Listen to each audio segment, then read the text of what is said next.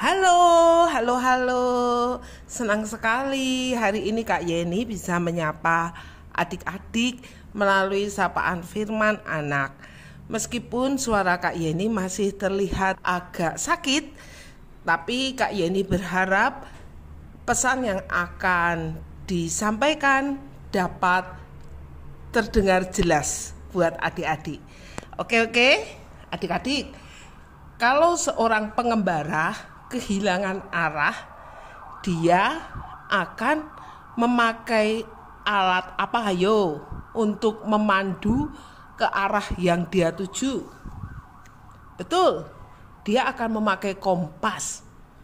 Kalau seorang yang hendak masak kelihatan ragu-ragu dengan bumbu-bumbu dan olahannya, dia harus melihat apa Benar, dia harus melihat buku resep. Kalau kita mau menuju ke suatu tempat, tapi tidak begitu jelas, maka apa yang harus kita lakukan? Nah, kita bisa membuka aplikasi map melalui handphone. Adik-adik, hari Minggu kemarin kita telah mendengarkan cerita bagaimana Yesus menanggapi godaan iblis ketika Tuhan Yesus berada di padang gurun, yaitu dengan memegang apa adik-adik? Panduannya Tuhan Yesus apa? Betul, firman Tuhan. Firman Tuhan itu Tuhan Yesus selalu pegang dan jadikan dasar ketika iblis meminta Tuhan Yesus melakukan sesuatu. Ketika iblis menggoda Tuhan Yesus untuk memiliki sesuatu, ketika iblis menggoda Tuhan Yesus untuk memenuhi kebutuhan Tuhan Yesus akan rasa lapar, Tuhan Yesus tidak oke. Tuhan Yesus jawabnya no dengan menggunakan firman Tuhan. Adik-adik, sebagai anak-anak Tuhan, tentu kita pernah punya keinginan, punya godaan untuk melakukan sesuatu yang tidak baik. Dan untuk itu kita harus selalu memegang firman Tuhan. Wah, tapi firman Tuhannya kan banyak sekali Kak Yeni. Aku tidak hafal. Oh, kalau adik-adik tahu firman Tuhan yang tepat itu sangat baik. Tetapi jika firman Tuhannya itu jika adik-adik tidak tahu ayat firman Tuhan yang tepat untuk itu, maka adik-adik bisa memegang dua hal. Apakah yang akan adik-adik putuskan itu mengasihi Tuhan? Yang kedua, apakah yang adik-adik akan lakukan itu juga mengasihi sesama?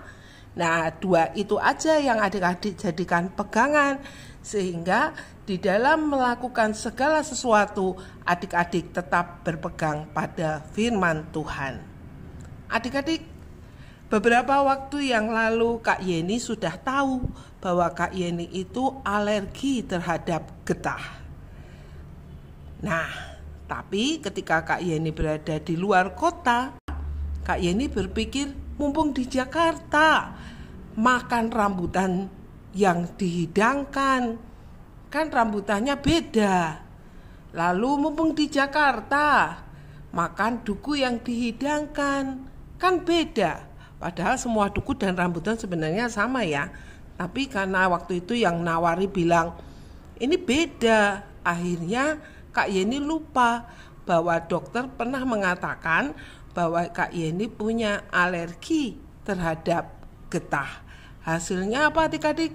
Hasilnya Kak Yeni batuk dan sakit tenggorokan sampai berminggu-minggu, ditambah dengan beberapa hal yang lainnya.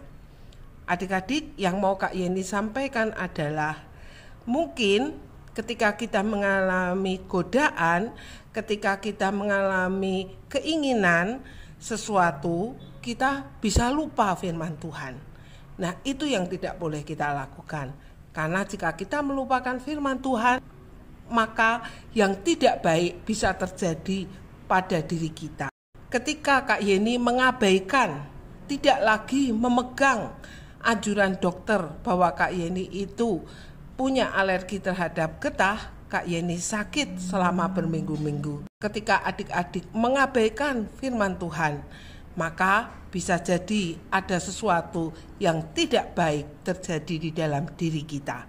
Kita menyakiti orang lain dan kita menyakiti Tuhan.